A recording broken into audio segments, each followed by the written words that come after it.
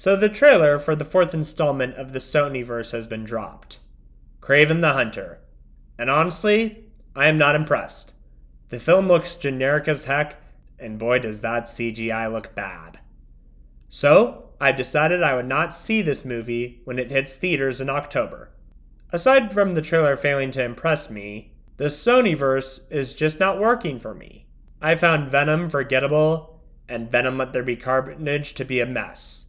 And I was not pleased with how Carnage was handled. And don't even get me started on Morbius. I have a feeling that Kraven won't win me over. As James Rolfe once said, if you already know you're going to hate it, why give them your money?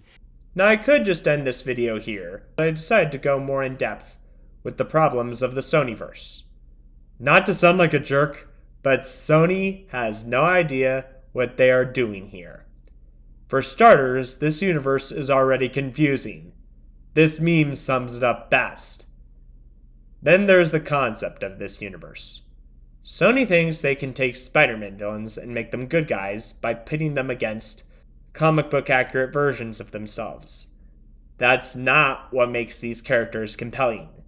These characters are compelling because they are villains and their interactions with Spider-Man. Venom said it best in the 90s animated show. From now on, we're poison to you, Spider-Man. That's why we call ourselves Venom. We watch to see how the unique abilities of Spider-Man will fare against these villains and how he will beat them. Also, the next film is El Muerto, a Spider-Man villain who has only appeared in 2 issues of the comics. I'm all for obscure characters from the comics becoming household names, but El Muerto is a nothing character. They're scraping the bottom of the barrel for this universe. So, that's why I'm done with the Sonyverse. But I'm not going to end this video on a downer note. Much like my videos on the MCU and DCEU, I decided I would list things that this universe needs to do to win me back. First, if you're going to make a standalone Spider-Man villain movie, have it be a full-fledged supervillain movie. And before anyone says nobody wants to see a movie about a bad person doing bad things, I can name some movies that would say otherwise. The Godfather, the 3rd highest grossing film of the 70s and one of the most iconic movies of all time about a crime boss. American Psycho, a cult classic about a man who lives a double life as a serial killer. Martin Scorsese gangster films, anyone? Joker, a film based on Batman's arch nemesis and the 6th highest grossing film of 2019. And many others. Plus, many popular shows and games follow very bad people.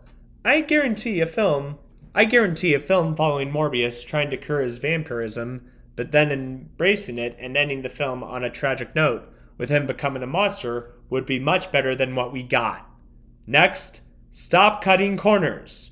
Stop trimming the movie's runtime down, just so there can be more screenings. Avatar: The Way of Water is 3 hours and 12 minutes long, and it is the highest grossing movie of last year, so there is no excuse.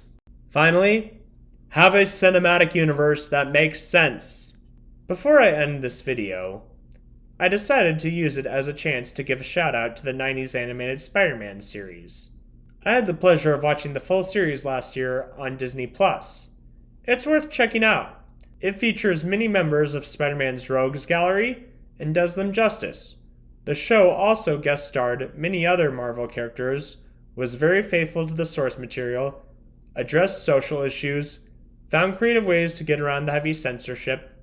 Plus, the late Stan Lee was heavily involved as an executive producer, and it has Joe Perry of Aerosmith performing that awesome theme song. Anyway, that's all I have to say. How would you fix the Sonyverse? With that being said, I am now going back to Jurassic June videos. See ya! Thank you so much for watching. Like this video if you really enjoyed it, share, and subscribe.